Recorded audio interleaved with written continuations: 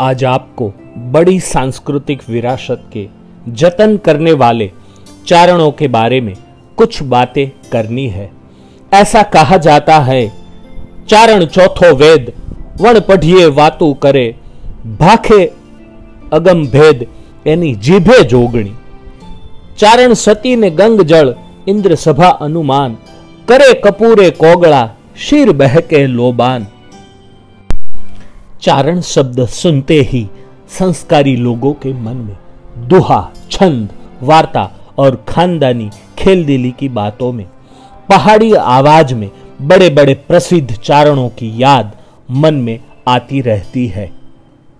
आपने इतिहास અને સંસ્કૃતિ में रस હોય तो आ चैनल सब्सक्राइब करी आ बेल आइकन दबाવો, जेथी करी आपने नवा वीडियोना नोटिफिकेशन મળતા रहे।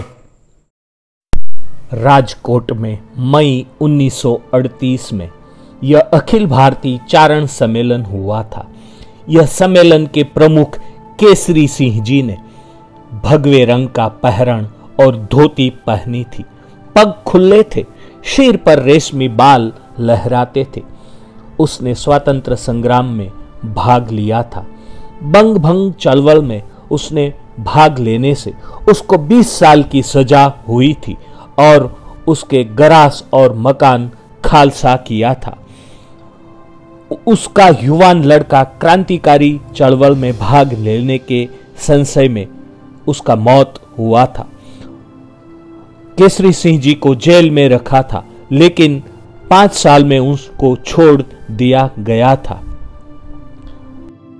तब चारणों केसरी सिंह जी पर बड़ा आदर भाव रखते थे। यह सम्मेलन हुआ तब मारवाड़ और राजपूता में 18 चारण स्नातक हो गए थे। इसमें 4 LLB हुए थे जो राजकोट पधारे थे। पहले थे सत्यदेव आढ़ा, जो पांचेटिया गांव के 23 साल के जुवान थे, जो दुर्साजी आढ़ा की 12वीं पीढ़ी में आते थे।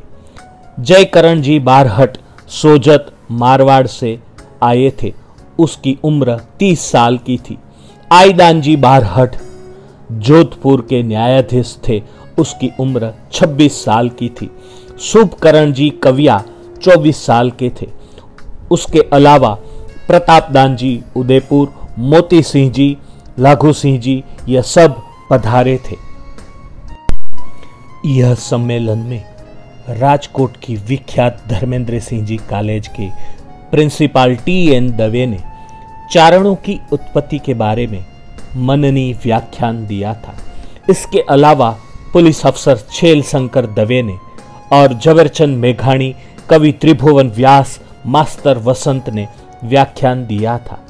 रात्रि सभा में दुलाभाया काग और मैरूभा गढ़वी और अन्य लोगों ने डायरा में भाग लिया था।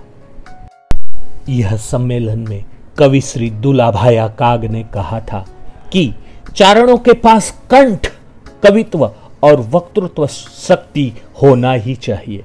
यह सम्मेलन में कवि श्री काग ने गांधी तारी दीकरी नामक गीत गाया था। यह सम्मेलन में बड़ी बड़ी पगड़ी वाले चारणों जाजम पर बैठे बैठे हुक्के गड़गड़ाते थे। हुक्का बड़ा लगनी वाला रहा था। जब वाइसरॉय लॉर्ड कर्जन के दरबार में जूनागढ़ के नवाब रसूल खान जी ने हुक्का गड़गड़ाया, तब वाइसरॉय लॉर्ड कर्जन आग बबूला हो गया था। बाद में उसको पता चला कि ये हुक्का ही उसकी मौज का प्रतीक है। राजकोट सम्मेलन की फलश्रुति ये मिली थी कि कच्छ, काठियावाड़, गुजरात और मारवाड़ के चारणों संगठित बने और चारण ज्ञाति में समाज सुधारणा करनी चाहिए। खेत सिंह जी के तंत्री पद से चारण त्रैमासिक शुरू करवाने का ठराव किया गया था।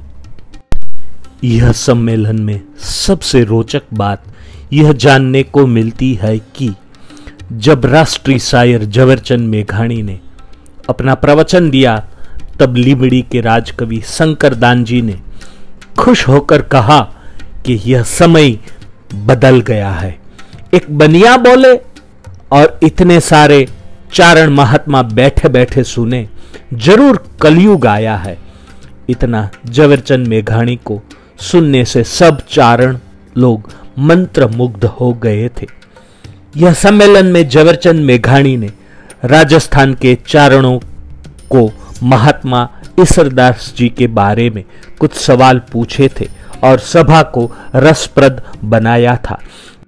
यह सम्मेलन में पिंगलसी भाई पायक, थारण भाई वड़ा, राजा भाई मोभियाणा और अन्य जाने माने चारण कवि हाजिर रहे थे और यह सम्मेलन बड़ा ऐतिहासिक और मशहूर रहा था।